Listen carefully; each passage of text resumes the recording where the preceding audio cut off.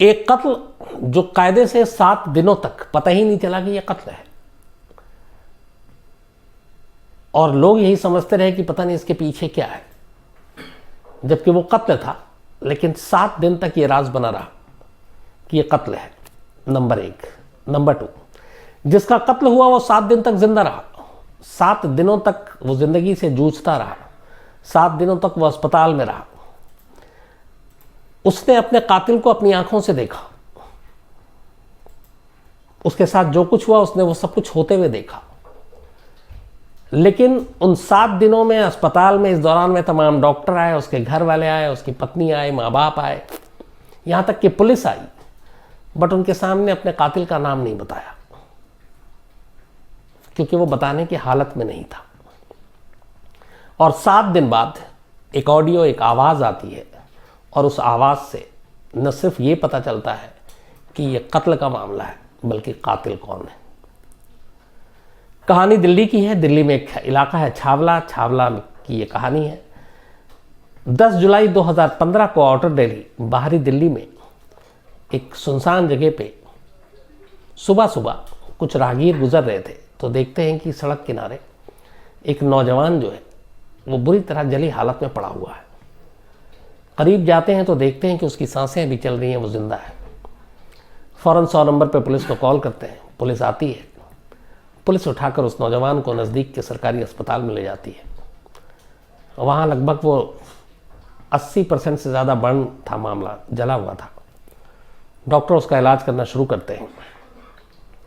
इस दौरान में उसके पास से कुछ ऐसी चीज़ें मिलती हैं जिससे ये पता चलता है कि ये कहाँ का रहने वाला है, क्या। तो उस क्लू के ज़रिए और बाकी चीज़ों के ज़रिए पुलिस घर वालों तक पहुंचती है, और घर वाले जो है फिर वो हॉस्पिटल आते हैं और देखते हैं, तो पता चलता है कि जो जली हालत में था उसका नाम था राहुल। उम्र करीब 26-27 साल, 1.5 साल पहले ही शादी हुई थी। अच्छी खासी खुशहाल ज़िंदगी गुजार रहा था, माँ बाप भी थे, बीवी भी थी, बीवी का नाम सपना। लेकिन अचानक, और वो उस दिन संडे की रात थी और वो बाहर गया था, और उसके बाद अचानक सड़क किनारे जली हालत में मिलता है। पुलिस घर वालों से पूछती है, कुछ पता नहीं चलता, और कोई ऐसा क्लू नहीं कि किसने जलाया। और ये एक अजीब सा एक ये भी था कि अगर कोई दुश्मनी है, कत्ल करने के लिए आया, तो चाकू मारेगा, गोली मारेगा, खुलेआम सड़क किनारे कोई किसी को जिंदा जलाए, ये पुलिस की भी समझ में बात नहीं आ रही है। और राहुल इधर बीच बीच में होश में आए, लेकिन बोलने की हालत में नहीं, तो वो बोल भी नहीं पा रहा है। हाथ जले हुए हैं कि कुछ लिख भी सके, तो वो लिख भी नहीं सकता था। एक एक करके दिन बीतता जाता है और राहुल की हालत बिगड़ती जाती है। और इसके बाद करीब 7 दिन बीत जाते हैं। 7 दिन तक राहुल जिंदगी और मौत से जूझता है अस्पताल में। 7वें दिन दम तोड़ देता है और उसकी मौत हो जाती है। इधर दिल्ली पुलिस अब तक तो जांच कर रही थी, उसमें कहीं से भी कोई ऐसा चश्मदीद नहीं मिला, कोई ऐसी चीज़ नहीं मिली जिससे लगे कि क्या दुश्मनी है, कौन दुश्मन है। बट ये भी बात खटक रही है कि एक शख्स घर के बाहर और सड़क किनारे और इस तरह से जली हालत में, आसपास में कोई गाड़ी या कोई ऐसे पेट्रोल उस तरह की कोई चीज़ें भी नहीं, तो ये कि गलती से जल गया, हादसा है, वो उसकी भी कोई निशानी या सबूत नहीं है। कोई जला गया, उसका भी कोई सबूत नहीं मिल रहा है। और 7 दिन वो जिंदा है, उसने भी कुछ नहीं बोला। तो कुल मिलाकर पुलिस उलझन में कि ये मामला है क्या,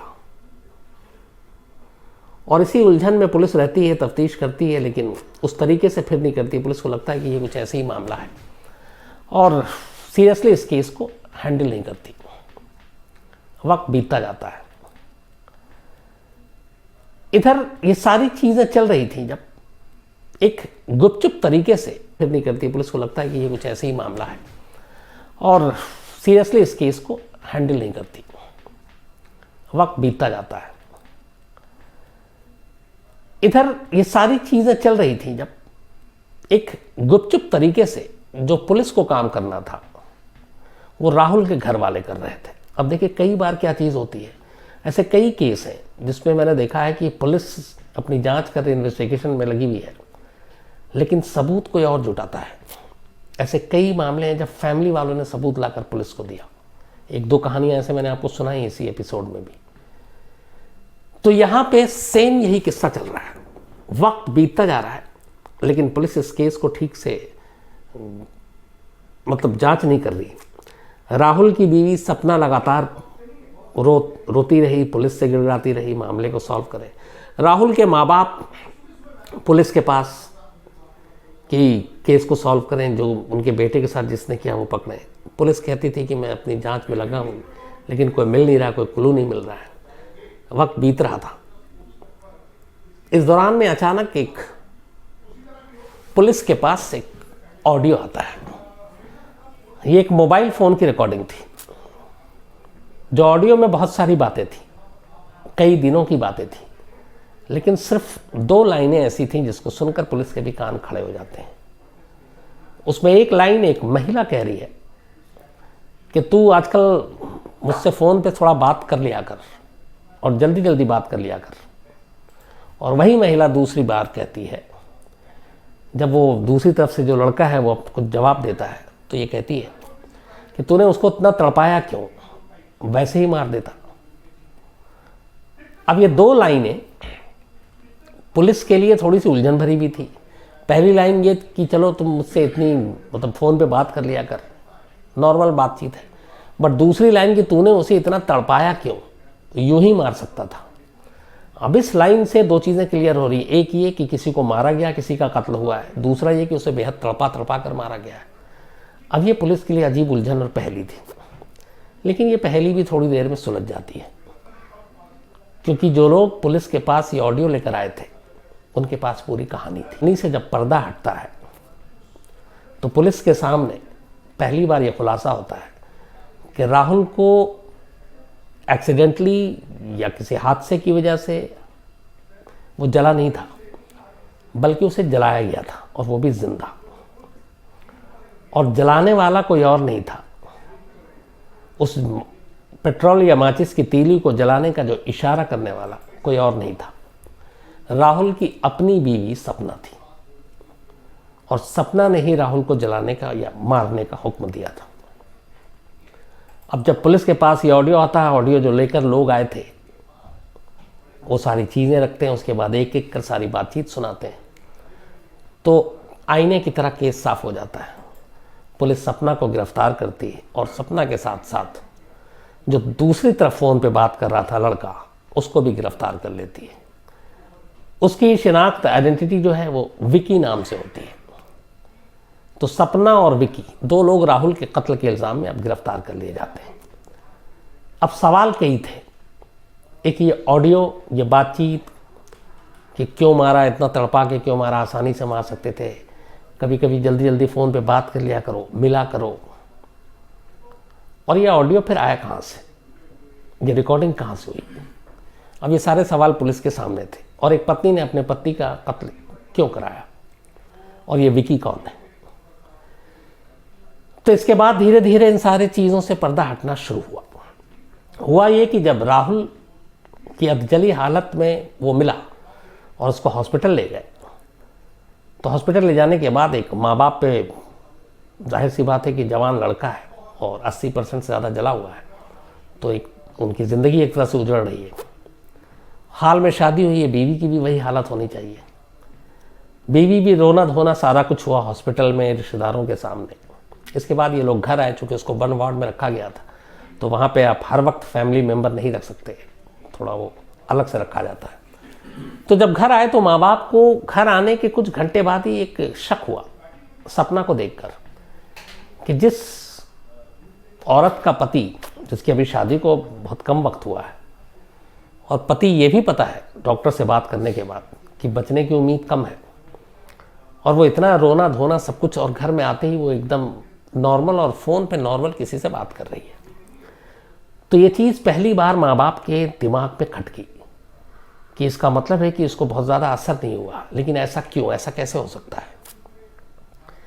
इस एक शक ने माँ बाप को कहा कि कुछ गड़बड़ है, और पुलिस से वो लगातार कह रहे थे, लेकिन पुलिस कुछ कर नहीं रही थी। तब इस बुजुर्ग माँ बाप को लगा कि इस मामले में हमें ही कुछ करना चाहिए। 2015 की बात है, मोबाइल टेक्नोलॉजी ये सारी चीज़ें घर घर पहुँच चुकी हैं।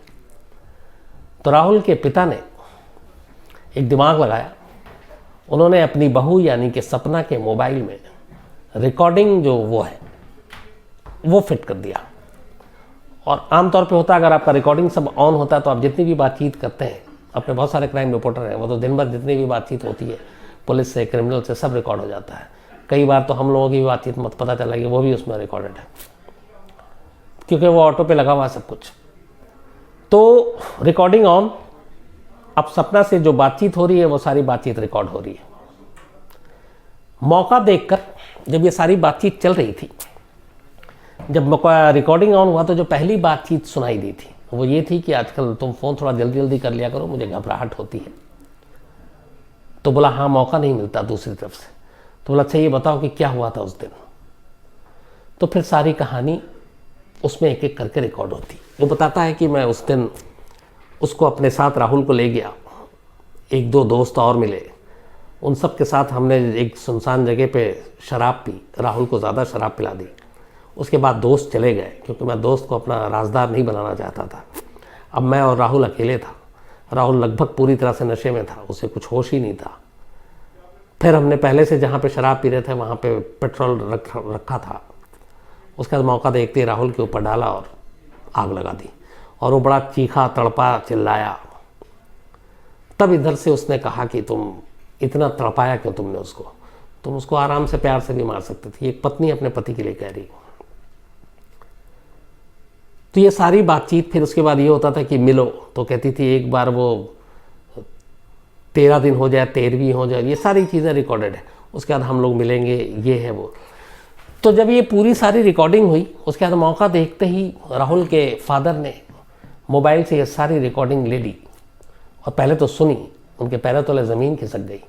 फिर उन्होंने पता किया उस नंबर पे जिस नंबर से बात होती थी, वो नंबर जब उन्होंने चेक किया तो पता चला ये विकी का नंबर है, इसका नाम विकी है। और फिर उनको याद आया